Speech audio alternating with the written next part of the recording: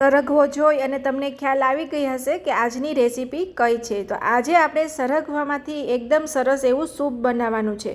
તો આજે સરગવાના સૂપ બનાવવા માટે આપણે આ રીતનો સરગવો સિલેક્ટ કરવાનો છે, ન બહુ જાડો કે ન પતલો, કેમ કે બહુ જાડો હશે તો એમાં બિયાનો ભાગ હશે તો એ તમને સૂપમાં પીવામાં મજા નહીં આવે અને બફાઈ ગયા પછી પણ તમે જ્યારે એને બ્લેન્ડર ફેરવશો ત્યારે એક કડસું સૂપ બનશે, એટલે કે સેજ તુરા જેવું બનશે। પણ જો આ રીતનો કૂણોય નહીં જાડો પણ નહીં, એ રીતનું સરગવાનું સિલેક્શન કરશો તો સૂપ ખૂબ જ સરસ બનશે। ત્યારબાદ આપણે અહીંયા તીખા લેવાના છે, લીંબુ, શેકેલું જીરું, મીઠું અને રૂટીનના મસાલા લેવાના છે।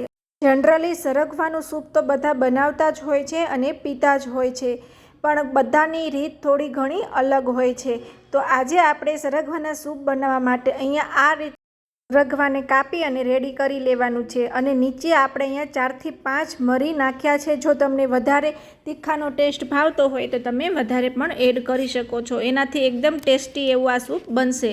તો અહીંયા આપણે 2 સીટીમાં એકદમ સરગવો સરસ બફાઈ ગયો છે, કેમ કે આપણે ન બહુ જાડો કે ન પતલો એવો મીડિયમ લીધો હતો, એટલે આ રીતે એકદમ સરસ બફાઈ ગયો છે।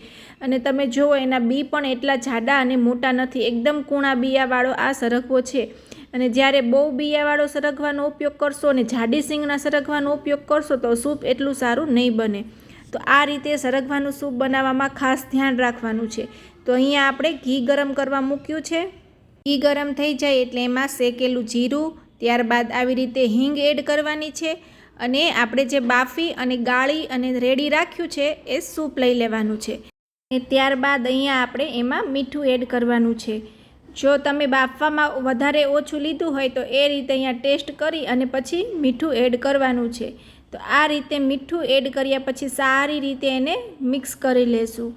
તો આ રીતે આપણે એકદમ એને ઉકળવા દેશું, એકદમ સરસ ઉકળી જાય પછી આપણે એને સર્વ કરશું। અને આ બધાને ખબર જ છે કે સરગવાના સૂપના કેટલા ફાયદા છે, પણ બધાની બનાવવાની રીત અલગ અલગ હોય એટલે મેં તમારી સાથે આજે સરગવાના સૂપની રેસીપી શેર કરી। તો એમાં આપણે ઉપરથી કોથમીર અને લીંબુ નીચવી અને આ રીતે આપણે સર્વ કર્યું છે।